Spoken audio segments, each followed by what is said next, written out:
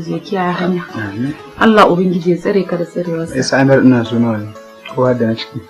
A hada na cikin. Allah ya sa a da lafiya a basali. Annabi ina?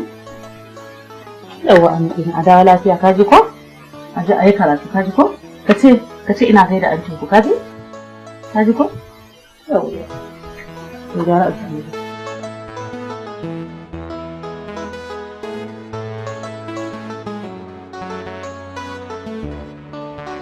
Zo mana. Ai na ga maka shi fa ba karatun bane ma ina da yake tunani ko ni wasa suke da makaranta. Na ga yana ta Saudiya tafi. Ni da ma na sai dai wasa. Wallahi ina ma shirin mantawa. To faɗa min mana. Me za ki tsaya kina wace irin alfarma take nema? Dama ka san Anisa ta ci jam ɗin ta ko? Masha Allah. Alhamdulillah. Wallahi. To mace dama. What straight to the point. Dama me? To in mace take neman alfarma a gunka inda zai yi? Na me? Wai tana son Anisa ta dawo nan gidan da zama. Saboda ka san ta samu admission kuma za su fara lectures. To kuma ita umma ba ta so Anisa ta zauna a hostel. Sannan kuma nan gidan ya fi kusa da makarantar nasu. Shi ne take so ta zauna a nan idan da zai yi. To yanzu tsakani da Allah wannan kin yi adalci. Ko dai ba rabu tsakanina da ke ai Anisa kamata ce. Sai an faɗa min Anisa za ta zo gidana ta zauna? Aha. Ai ko zuwa yan tadda Anisa a cikin gidan nan ba zan ce dan me ba. Shikenan ki gyara mata daki daya cikin dakunan nan. Kuma ki faɗa mata ma gobe ta zo ta fara zama. Ai na san yanzu ta kuma shirye. Ka san fa ba zuwa ne wanda za ta zo gobe ta koma ba. Zuwa ne fa zama din da sai da Allah ya yi. Kaga ai dole yana neman sai an shirya an kikisa. Dan na san yanzu kaga GB Sunday sai mun da su fara. To ban san ko this week za ta zo ko sai next week. Anytime, duk sanda take so ta zo. Tabbas Amir. An gode. In ta gode sai. Bye Amir. To ai hakuri. Sai mun da. To a da lafiya. Amir. Oh, yau dai, yau Allah ake a cikin makaranta.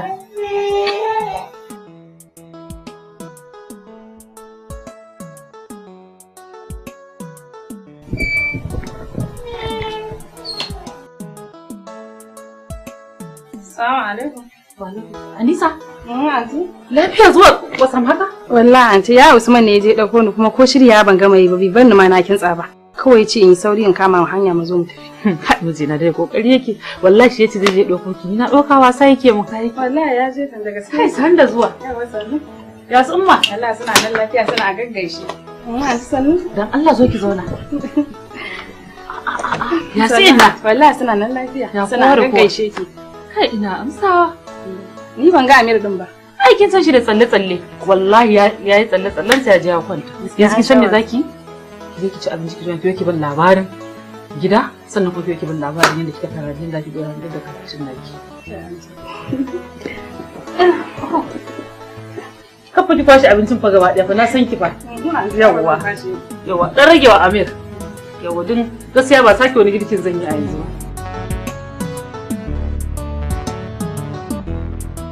Yau gaskiya zan kai kokari dan abincin ya daɗi da Allah ko? haba.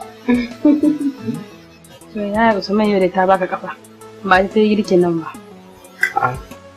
Haka ne? To. Za ki bari ban faɗa da baki na ba? Sorin me kike? Amma ai ni din ma na iya girkin ko? Ashe ke ba ke ba ma. Anisa Allah miki albarka. Ban gane ba.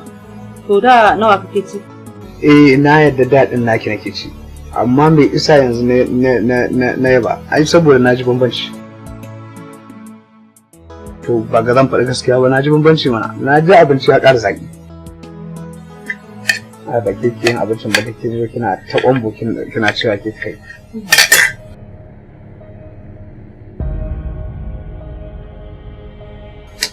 Kuma makullin mota bari in je bayan dawo kafin in shirya gaba ɗayan fita. Anisa. Ta shi ne ɗaki ɗauko mishi mutane. Anti Zaina na kika aji. A ke da ka tana. Wannan shirin magana ce. Ya zan aiki kuma ke aiki Anisa. To ai bine din na aike ta? Me ka ajiye a ɗakin baka su asali? Ko ita ce baka yi da ita ba? Yanzu kenan ma aiken na kullum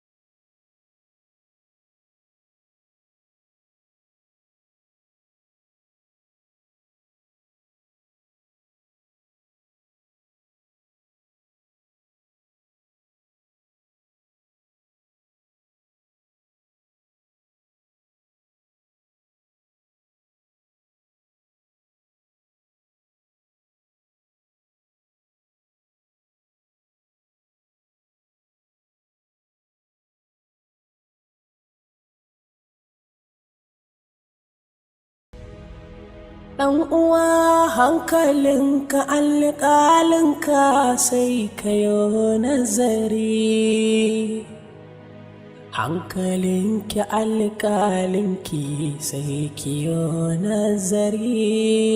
Yar uwa gane daidai a kankin kanki, bar biyewa buƙatar ranki, ki tunawa aure bauta ne. Yar uwa kyautata wa mijinki, ki yi aikin gidanki da kanki, wanke-wanke ki share gidanki, dukkan motsin kilada za a baki uwar gida. Ga mijinki zai ƙara sanki, zai yabe ki gaban kalikinki. Inga aljannarki tana ƙarƙashin mijinki uwar gida. Ƙyala wannan rayuwa, wannan rayuwa, wannan rayuwa, wannan rayuwa.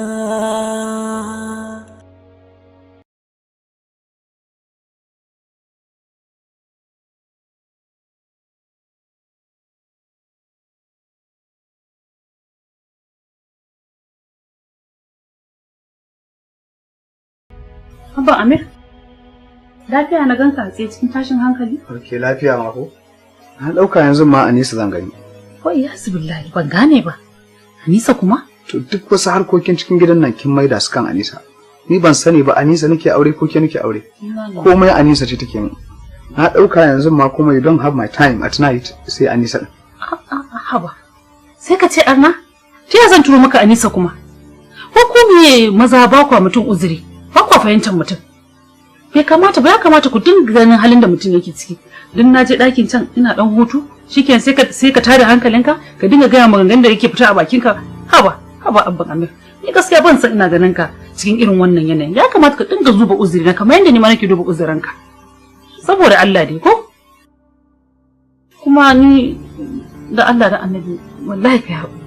Ni yanzu bana ma jin bacci wallahi. Kawai sai dai ni dai in kwanta amma wallahi ni bana jin kwanciya. To ni na ce ni ba kullum bai nake son yin bacci wallahi. Ni ba kullum nake son bacci ba wallahi. Sai ba kullum nake son yin bacci. Ni barin tafi ɗakin shan biya kwata. Inda abin da ya zama.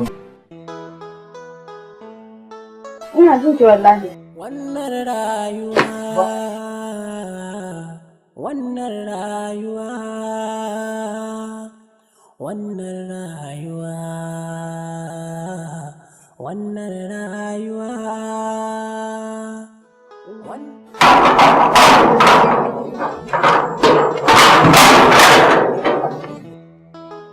Mene ne faru? Me ya samu waya? Allah faɗuwa ne ta. Waya ta fara ruwa? Wannan ba shirin kasina bane? Naka ne. Shi ne nake wankewa ma, kuma yi karan jiya ma shi ne wanke. Ke yake wanke min gajeren wandunan da singlet din? Wannan rayuwa, wannan rayuwa, wannan rayuwa, wannan rayuwa, wannan rayuwa, wannan rayuwa, wannan rayuwa. Ɗan uwa hankalinka alƙalinka sai ka yi nazari, hankalinki alƙalinki sai ki yi nazari. Yar uwa gane daidai a kankin kanki, bar biya buƙatar ranki. Ni ban gaji da jin muryarka ba saboda ka san muryarka take ɗebe min kewa. Ita take ɗebe min kewar rashin ka a kusa da ni. Na ji na yarda. Yanzu ka rufe idonka a daren nan. Yanzu zo ku tsaka gani kusa da kai. Masoyina Habibina, wallahi ina son ka sosai. Allah ya kai mu rana auren nan. Za ka yi mamaki na sai na sangarta ka kamar ƙaramin yaro. Da dai ni ma haka. Ka kwanta ka yi baccinka saboda ba na so ka makara sallar asuba. Ina ma ni ma zan samu kulawa. Ko da rabin wadda wannan yarinya take wannan saurayin nata. Hankalinka alƙalinka sai ka yi nazari, hankalinki alƙalinki sai ki yi nazari. Yar uwa gane daidai a kankin kanki, bar biyewa buƙatar ranki, ki tunawa aure bauta ne. Yar uwa kyautata wa mijinki, ki yi aikin gidanki da kanki, wanke-wanke ki share gidanki, dukka motsin kilada za a baki uwar gida. Ga mijinki zai ƙara sanki, zai yabe ki gaban kalikinki. Inga aljannarki tana ƙarƙashin mijinki uwar gida. Ƙyala wannan rayuwa, wannan rayuwa, wannan rayuwa, wannan rayuwa, wannan rayuwa.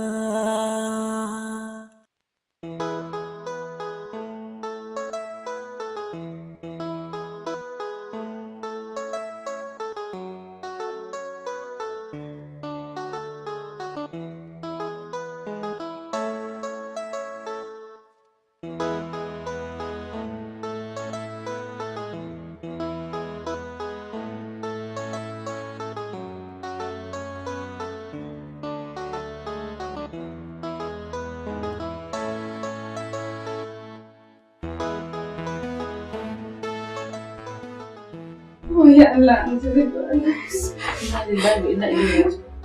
lafiya kika shigo min daki da tsakar dare haka? Babu komai. Kin ga ba zai ba ni saki shigo min daki kina haki kina ce kuma in tambaye ki ce mun ba komai. Anti bera ne ya biyo ni. Bera? Eh.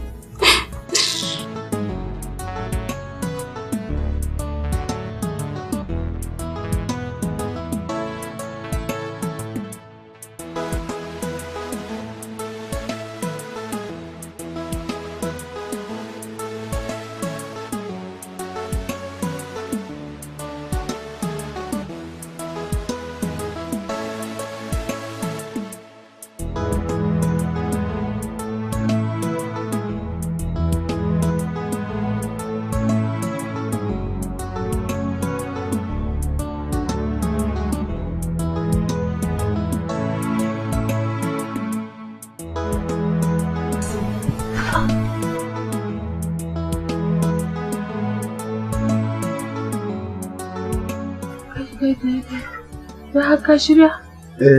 An na shirya. Ba ma wannan ba. Yaushe ka zo jiya? Ya za a yi kisan lokacin da na je gida bayan duk wani sako da kika bari ba abin da ba a yi man ba. Duk wani abu da kika ce an yi min an yi. To alhamdulillah tun da ta to yanzu bari tashi in je in shirya maka breakfast sannan in shirya amma ka kai shi makaranta. Wannan din ma ta gama. Sai dai in ƙara cin wani breakfast din da ta yi min breakfast na ci. Amir ma an shirya ga sunan da ita zan ɗauke shi za mu tafi makaranta. Nan ma abu ne nan manta fayil nake nema da na bari ba don haka ba lokacin ma da zan fita da gidan nan ta iya sani. Duk abin da yarinyar nan ya kamata ta yi ba abin da ba ta nan. Okay, to alhamdulillah yanzu in koma in sake kwantawa? Ki ci gaba da kanci. To na gode sai ka da.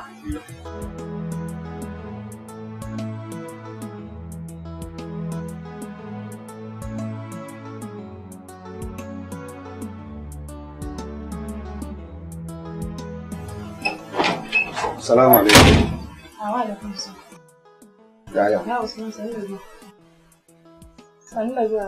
Yawwa sannan ka dai ya gidan. Lafiya lau. To yanzu zan je ɗaukar ki a makaranta kuma a ce min kin tafi.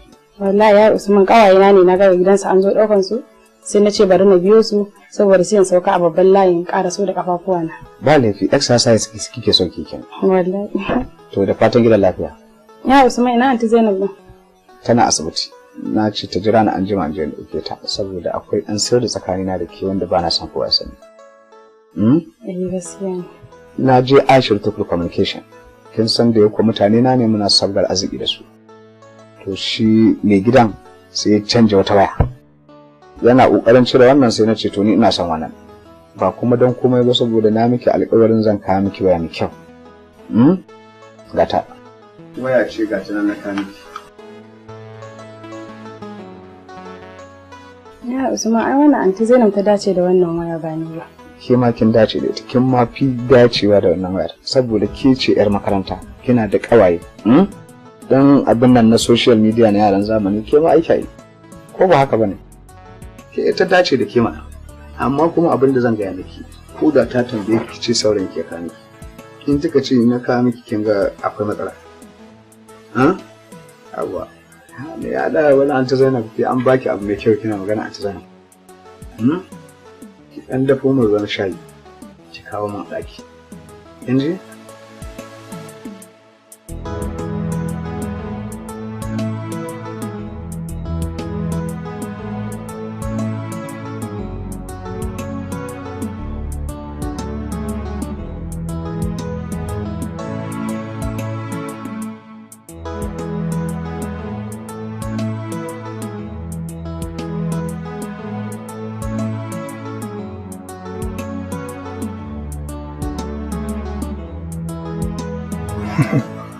Ai na yi tunanin inda kika zo gidan nan ba za mu ƙara haɗuwa da ke ba. Sai ga shi yanzu haɗuwan da nake da ke ma ya fi na da. Gaskiya ne kuma daman ka san ita rayuwa haka. Allah ya hukuncin sa. Duk abin da Allah ya kaddara sai abu ya faru ba mu isa na hana yin sa ba. Kaga yanzu ya Usman har ya sauko. To kin san me za yanzu? Ya kamata ki musu magana dan in turo manya ko? Dama abin da yake ce an gaya maka kenan. Mun jaddada maka kar abu ya zo bai zama gaskiya ba. A samu matsala. Ku ƴan matan yanzu nan ba ma ku da kunya. Kiri gashi kina nuna a fuskan ki kina so. Kake kina so kike.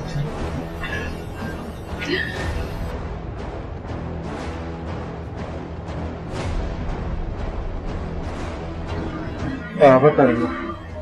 San da zuwa. Yawa.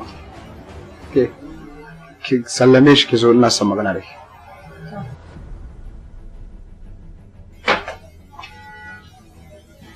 Kai me yake faruwa ne? Wallahi ne ban sani ba. Ko wani abin da yake faruwa ne ba mu sani ba. Ki shiga ki same shi. Duk abin da yake faruwa zan ji ko?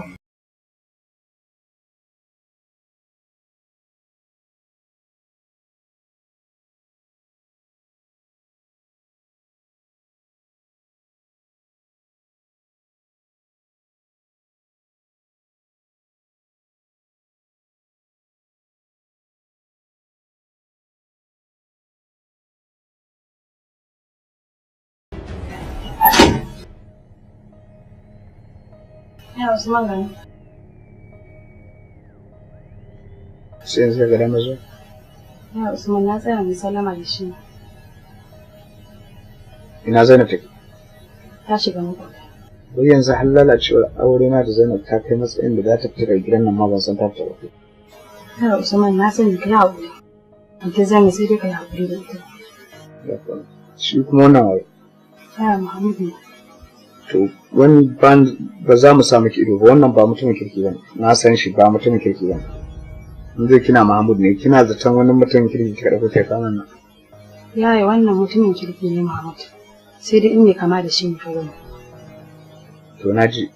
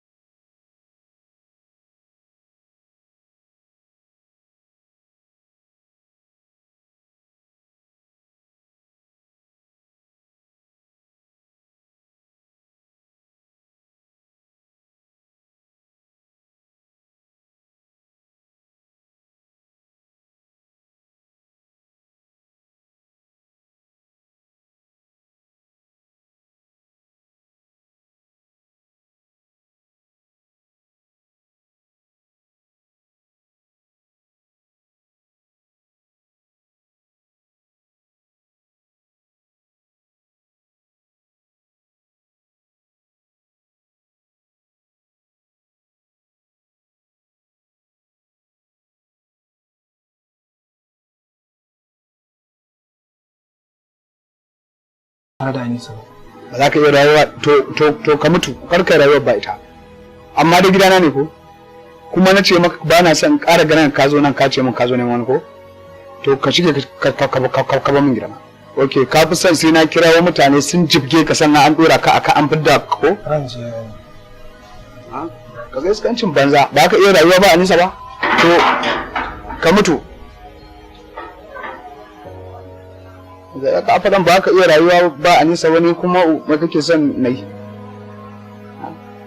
Amma ba na shiga cikin lamarin Anisa ba, ga ɗan iska. Wai wannan wacce ya kai wata 4 ba ne? Ya kai wata 4, amma ni kuna ban mamaki maza. Don ba ku san yadda ake ji cikin nan bane wallahi shi yasa. Shi yasa ba har ma wai ka ma manta ko? Ai da jikin ka yake ba za ka manta ba. To ai sai ki cire shi ki sa Anisa shi. Sai sai. Ban gane ba. Ya zan ce cikin ba Anisa sai ka ce wani goyo? To me ba Anisa ci take yi ba? Kaga? Ni gaskiya ban san abin da kake yi. Ni na manta an faɗa miki ba. Ina cikin jin daɗi fa wannan lokaci. Jin daɗi? Kaya mana, gashi kaya sun zo suna kan haisi sun ƙaraso cikin ƙasa. Allah kuwa kuma ina tsammanin ribar da za mu samu a kayan nan tun da na fara oda ban taɓa samun kuɗin da za mu samu a kayan nan. Ka ce ni fa ina ji a jikin albarkacin wannan cikin ne Allah yake karo mana buɗi yake kai in Allah ya da za mu kuɗance. Na ji daɗi da ce albarkacin cikin ba albarkacin ki ba. Dan cikin dai wata ƙarshe ya zo da abin da yake. To albishirinka. Abin da yake cikin ciki na ni ne kuma ni din ma ni ne. Daman keke ce abin da yake cikin kuma zai fito. To kuma ya fito ai nawa ne? Namu dai. Ban gane ba. A cikin wa ya fito? Dai amma namu ne. To aje a namu. Aje a namu amma wace ce tafi shan wahala? Allah fito da shi lafiya ni ma akwai ta wahala. Yanzu Allah ya tambaye ka. Lokacin da cikin Amira ya tsufa, dan Allah baka tausaya mun ba. To me abin tausayi abin da ya zama ne? Abu ne da ya zama dole sai kun dauka. Mu ma haka muke fita yanzu kasuwancin da nake din kike fita kina yi. Abban Amir. Yanzu ka gama da tsohon ciki ba ka tausaya mata ba? Ai na zuciya ne tausayi. Tausayi da. Na fahimci da ka dosa. Allah ya baka hakuri. Kana tausaya wasu amma ni ba ka tausaya mu in ma ka tausaya mu a cikin zuciyarka. Ya zama dole tausaya miki mana ya zan yi. Oh. Allah tausaya mu. Gaskiya Nafisa, ina tunanin yau ne ƙarshen soyayya ta da ki. Saboda gaskiya abin ya ishe ni. Yayanki yana yawan matsawa akan soyayya ta da ki. Na rasa me yake faruwa haka. Kuma ba shi ya kamata ya ringa matsawa haka ba, iyayenki su ya kamata su ringa takura akan mu. Amma na rasa me dalilin da yasa yake sa ido akan soyayya ta da ki. Ka yi haƙuri, ka san dole ya yi magana aure. Saboda abin da yasa ka san duk wani izini da umarni. Yanzu ina ƙarƙashin sa ne, kuma tunda ka san a gidansa nake a zaune. Kuma iyayena su suka bashi damar yi haka. Amma ka yi haƙuri. Hanya Anisa ba akwai wani abu tsakanin ku da shi ba ko dai son ki yake. Kuma na ga shi mijin ya yake ne amma abubuwan da yake har yawa. Me yake faruwa ne? To ai ka san dole ba wani abu bane a tsakaninmu da shi ba. Dole ya bincike akan duk ka san duk wanda zai aure ya gaji haka. Kuma dam dole sai ma an samu tangarda a tsakanin haka. Gaskiya dai ya kamata a gyara. To kai haƙuri. Kai haƙuri komai ya wuce fa yanzu. Insha Allah komai ya wuce ya zo ƙarshe. Kaga yanzu magana auren mu iyayen mu duk yanzu babu abin da suka kawo wani matsala.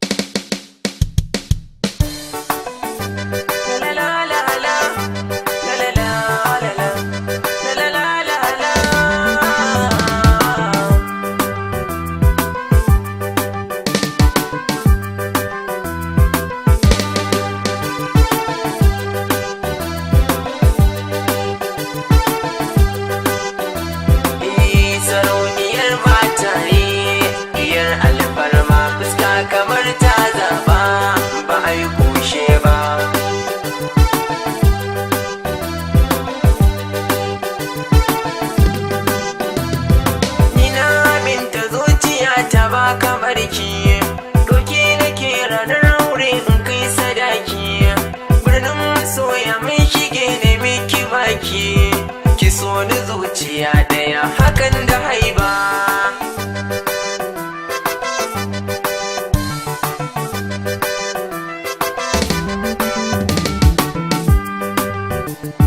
Na yau da tun masoyiya mai kyau na sura, hasken tana ta gilgili kamar ya zara, wurin manya tana sami yar farin gida kauna da riba.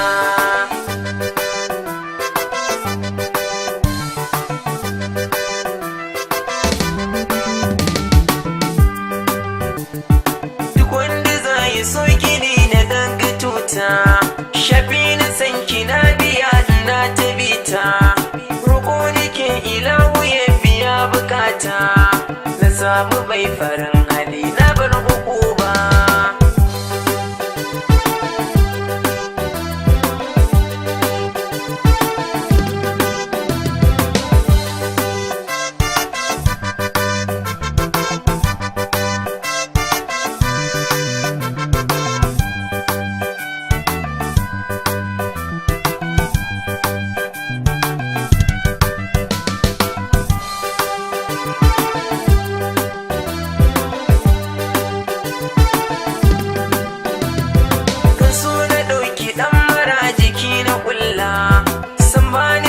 Masoyiya kishin ka matsala, ni dai a san kina nake baki badala, baki yana ta ambato ki dai na zaba.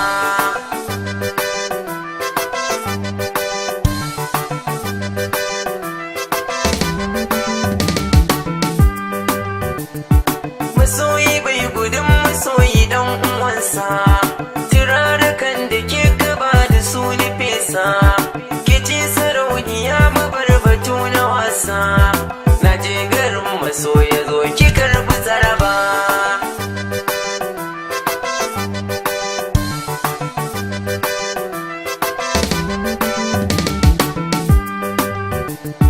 Da zantukan da zane yau akwai dalili, kauna muke a zuciyar ma babu kulli, sarauniya da san ki zane yau misali, idan da ke da ni kusa ba zan fushi ba.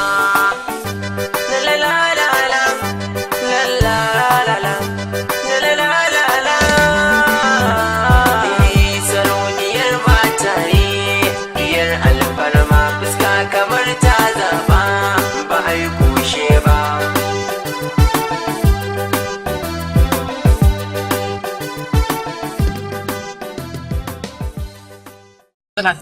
Wannan rayuwa,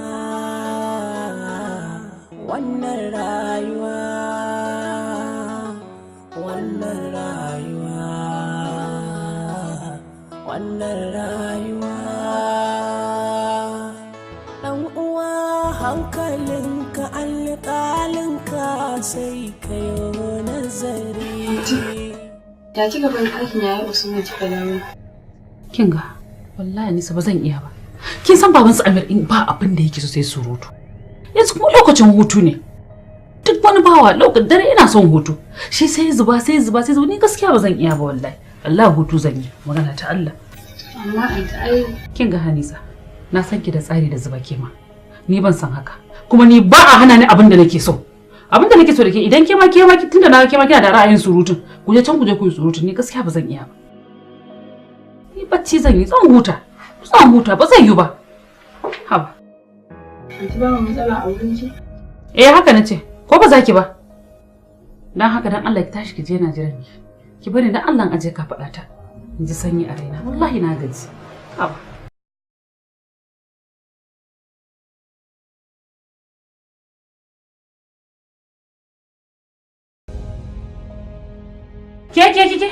Ke? Da Allah aje me haka? Okay, wulaƙanci ne ma? Saboda ki zaki miji shi zaki saka wani katoton hijabin? Anti ki bar ni in saka, kin san yanzu dare ne. Kin san sharrin shedan komai zai iya faruwa. Kin san mijinki ba maharami na bane. To ai duk sharrin shedan ba zai sa miji na jona ba akan ki ba.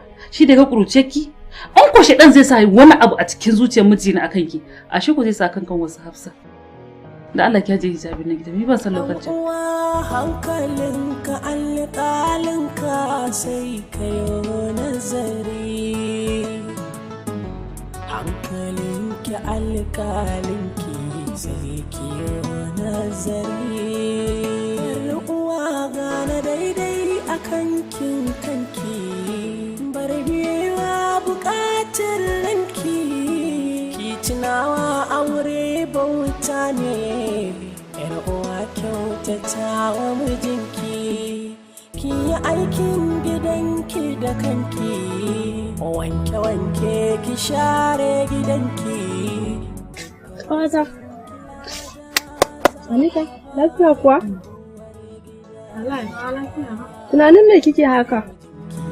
Zai ƙara sanki, zai yabe ki gaban kalikinki. Na aljannarki tana ƙarƙashin mijinki uwar gida.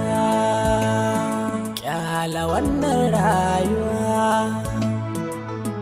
wannan rayuwa, wannan rayuwa, wannan rayuwa.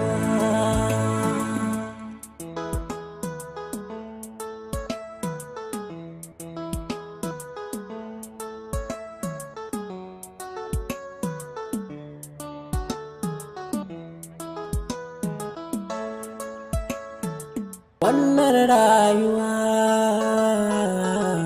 wannan rayuwa, wannan rayuwa, wannan rayuwa, wannan rayuwa. Ya Usman lafiya? Zainab ba ta kyauta mun sai Anisa. Zainab ba ta mun adalci. Miskin ga Zainab ta shiga cikin ɗaki mata kulle kanta. A ce matarka ba ta da lokacinka? Matarka ba za ta da ɗan rayuwarka ba? Anisa, Allah ko, zo mu shiga ɗaki akwai wata 'yan magana da zan yi. Ya Usman, yanzu ba za mu yi magana a nan ba har sai mun je cikin ɗaki? Duk abin da za ka gaya min ka gaya min shi a nan. To yanzu Anisa, shi ke biyan mu kenan a cikin gidan nan. Suna ciki da yaranta. Ni kuma ba je ɗakin ki wani ba sai ni kwanciya ta a cikin ba. Ya Usman, ka san Allah yana ganin mu, ko da wani mahaluki baya ganin mu. Kuma ya Usman, na san anti Zainab ba ta kyauta maka. Amma dan Allah ya Usman kai haƙuri. Kuma amma dan Allah, dan Annabi ya Usman. Bai kamata ba a ce yinda babanmu yake ganin kimarka da darajarka. Ka zo da mutuncin ka idanu. Anisa, ke mutum ne ke ci Anisa. Muna gode da kika farkar da ni. Ko kika dora zuciya ta Allah. Amma dai ba ki kyauta ba. Anisa Allah ya kaddara a san mene Allah ya jarabe ni bai bani yau. Saboda tana kalla zamu. Ina ma ke ce mata ta Anisa. Ba kuma Anisa. Ma wannan maganar da muka yi ki haƙuri kada ki kalle ni da wani abu. Yanayi ne ni ma yasa a jiki na faɗa miki haka. Amma da Allah tsakanina da ke sirri. Ki haƙuri. A abin da zan yi. Ɗan uwa hankalinka alƙalinka sai ka yi nazari. Hankalinki alƙalinki sai ki yi nazari. Uwa gane daidai a kankin kanki. Bar biyewa buƙatar ranki. Ki tunawa aure bauta ne. Uwa kyautata wa mijinki, ki yi aikin gidanki da kanki, wanke-wanke ki share gidanki, dukkan motsin kilada za a baki uwar gida.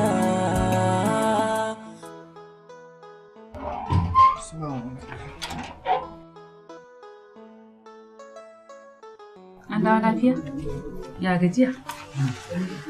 Ya mutanen ofis kuma? Lafiya ne? To da Allah zaune da Allah barin aji ta kan To.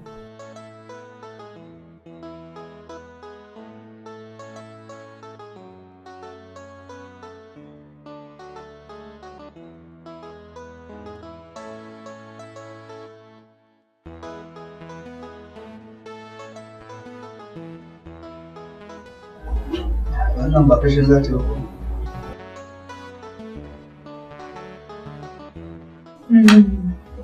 Me zan kama? Haba mijiya, ban gane ba komai ba. Na san fa kai kana son shan tea. Kuma ka ce ba komai? Da Allah da annabi ka faɗa me zan kawo maka. To ba ni shayi. To bari aka maka shayin dan Allah kai haƙuri ka bar nan da minti 5 kacal. Zaka ga ti kaji?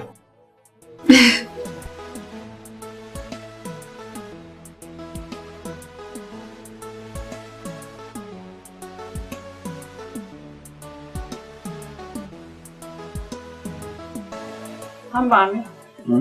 Me gane mutanen asibiti? Da daren nan. Ko dan zabu da jiya mun fita yau kin ji daɗin fita shine yake sanya ma sai mu fita. Ba haka bane an ba mi. Ka san baka taso da aiki daga wajen aiki da wuri ba. Kuma idan aka kai shi ba tare da amar aski ba, uncle din sai na musu faɗa. Sai dai idan zaka kai shi, kai wa uncle din bayani, baka taso daga gurin aiki bane da wuri shi yasa baka kai shi aski ba na yadda. Amma idan ba ka aka jaka da kamin yaro, gaskiya akwai matsala. Ba laifi sai a je a faɗa musu. To amma in tambaye ki, wai ba ki jin nauyin cikin ki ne ma yanzu da kike son ki ta motsi yanzu? Ba wai ba na jin nauyi bane, ko ba wai na daina jin nauyi mutum da ban sauke abin da yake ciki na ba. A'a, ina kokarin na sauke nauyin da Allah ya daura mini a kai. Sannan kuma ba na so in rasa ka, balle kuma wani abu ke biyo baya. Kuma ina tsoron kada mummunan halina ya jefa ka cikin turkun shi. Ka je ka fara wani abin da bai kamata ba. Saboda ka san ina son ka. Anya ku daga sai ke. Sannan kuma dan Allah dan Annabi ina nema yafiya daga gare ka. Duk abubuwan da nake maka na san ba na kyauta maka. Amma nake yi saboda na bakanta maka. Dan Allah dan Annabi kai haƙuri yanzu na fahimci cewa ni ce ban da gaske. Ba kuma Allah ya fi mana. Amma Allah ya sa daga sai ke. In ku daga sai ke zan ji daɗi a rayuwata. Saboda rabona da in ji daɗi a cikin gidana ba zan iya tunawa wani lokaci ba. Wallahi da gaske nake. Allah ya sa. Ba za ka gane ba ne. Kaga wannan ka? Sawa ne aka ɗinka maka. Shi nake so ka saka min gobe saboda in ganka in ji daɗi a raina. Na yarda da gaske ke. Da gaske ke. Wallahi. Amma na ji daɗi. Ina son su maka fere ka kai sani ne. Ko? To ko dai tun yanzu zan sani. To wai sani ne. Na yarda da gaske ke. Aje maka anan ko ina. To ko ina kika aje ai bai. Ni gaskiya wannan aje anan saboda kada gobe kuma ka tashi ka yi wanka ka sa wani kaya in gani raina ya ɓaci ba wannan ba. Amma idan na ajiye shi na san kana farka daga bacci za ka ga shi. Kan da ke to a dan dora shi daga sama.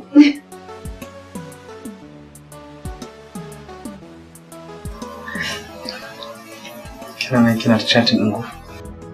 Wasu ta kai bacci kake kai to ya san me kake so in yi. Shi ya ɗauki na gadar yayi. Wallahi. Ta mu shiga ciki. Kaja?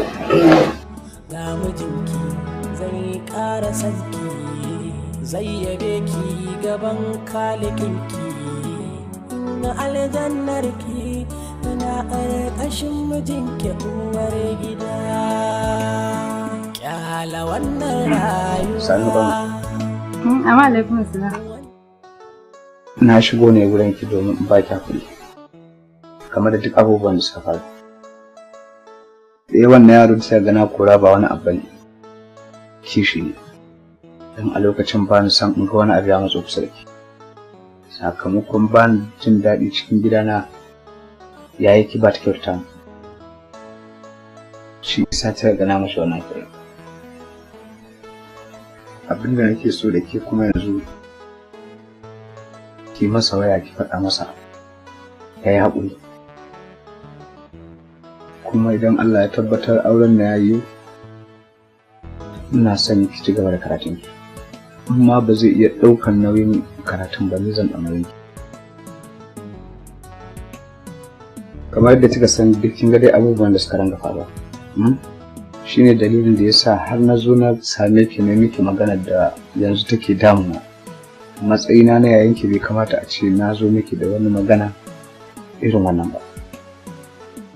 Duk da dai alhamdulillah gashi maybe Allah ya kalli zuciyata ko kuma ya kalli wannan lamarin da nake ciki ko haƙurin da nayi na kin saba masa. Yasa Allah ya karkato da zuciyarta gashi yanzu mun dawo ta zauna lafiya kuma tana min abin da nake so. Da daman ya faɗa wa man yattaqillaha da Allahu makhraja.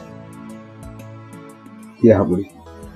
Abin da nake so shine ki ce masa ya zo ina neman sa. Mu samu mu tattauna mu ƙara sanin wane ne shi. in Allah ya tabbatar sai a yi. Allah ya tabbatar da alheri. Gaskiya ne yaya Usman. Allah ubangiji ya saka da alkhairi akan abubuwan da kake mana. Kuma insha Allah zan gaya Muhammadu din akan ya zo da wuri akan maganar nan. Amin. Hello, Sweetina.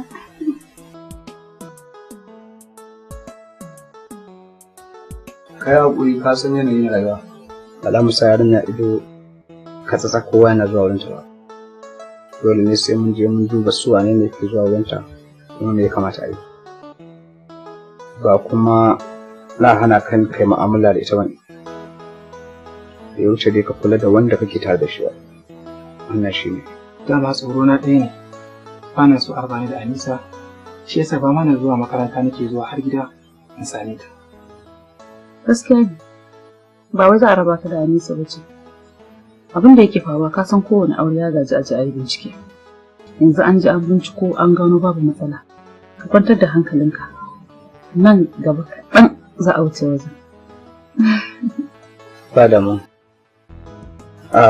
Yanzu na baka dama ka cigaba da zuwa gurinta. Sasanta. Allah ya tabbatar da alheri. Amin. Na je kuma karshe muna gaida mutane. Na gode.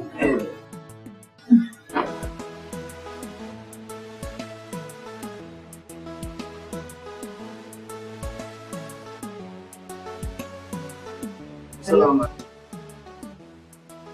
Sanda zuwa. Yawwa. Abba Amir. Wai aka yi jira dare haka. Abin da kika fi so ne shine wasting time ɗina. Shi ya ɓata min lokaci. A'a Abba Amir ka ga gaskiya dai. Allah. Gaskiya godiya dai. Lafiya ɗan to ka ta kan shiga. Ban gane ni za ta shiga da jakan mijina ba. Wallahi ba zai yi ba. Wallahi ba ka kawai. To, can dai ke da ina kana. Wannan ke ni chatin ne?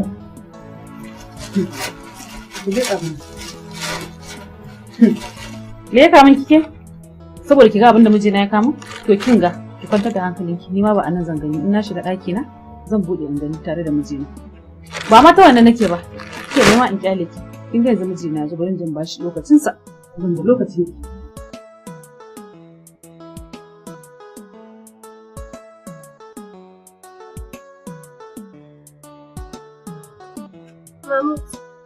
Ko ba komai ya kamata ka dinga gaya min gaskiya tunda ka gani yar uwarka ce kuma jininka. Gaskiya Humaira ba zan ɓoye miki ba. Akwai wadda nake so. Kuma kin ga ke yar uwata ce. Ba zan iya yaudara ki ba. Amma Mahmud a matsayina na mace na fito na gaya maka sirrin zuciyata. Ba za ka iya taimako na ba? Wannan shine gaskiyar da ya kamata in faɗa miki. Bayan wannan abin da na faɗa miki kuma in ne wani abin ya zama yaudara. Ki haƙuri a ko wadda nake so kuma tana so na. Don haka idan kin koma gida, ki gaishe da su mama.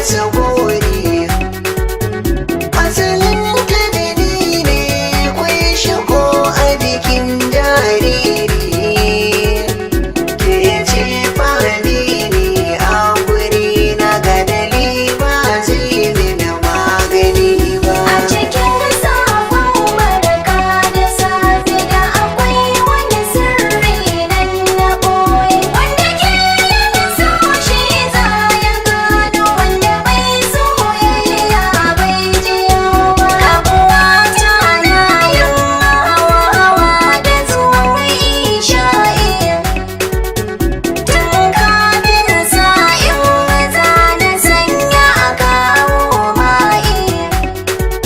Idan na ganka gidanmu farin ciki na har da ƙara'i. In ka zo tafiya kuma babu daɗi ban kwatancin zafin rabuwa ba. A cikin sabon barka da safe da akwai wani sirri nan na ɓoye wanda ke yin so shi za ya gano wanda bai soyayya bai jiyo ba.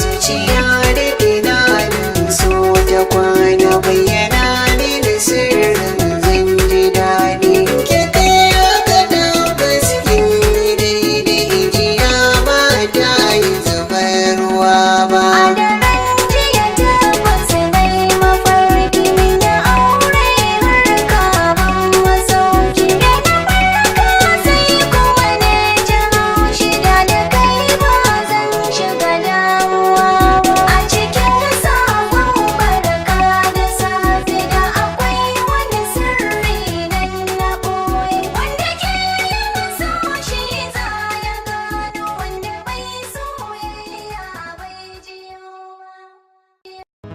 Tunda kika kira ni a waya na kasa sukuni saboda zumuɗi ko wanka ban yi ba. Lalle masoyina kana ji da ni haka. In wannan kwanakin da ɗan abubuwan nan suka faru haka duka baka rame? Ba dole ba, ai kamata ya zo a min jaje. Tsawon kwanakin nan na ban haɗu da ke ba. To kwantar da hankalinka. In wannan abubuwan da ya faru komai ya wuce ya zo ƙarshe. Daman kawuna ya ce in sanar da kai akan maganar mu. Ka turo iyayenka akan maganar auren mu. Da gaske?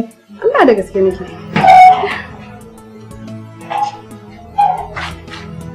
Yaya?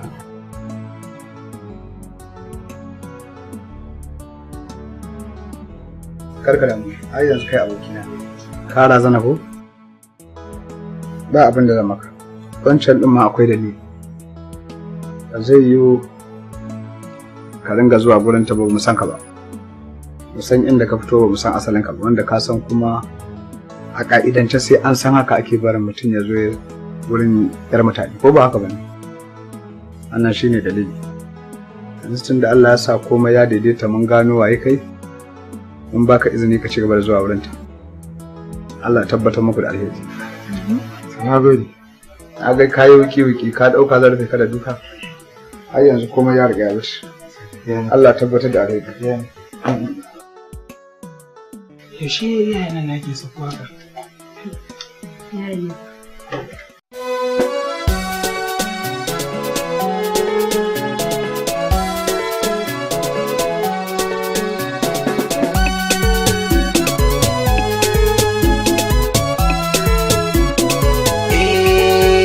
zuciya da tunanin so ta kwana bayyana ne da sirrin zan ji daɗi ke kai haka tabbas kin yi daidai jiya ba ta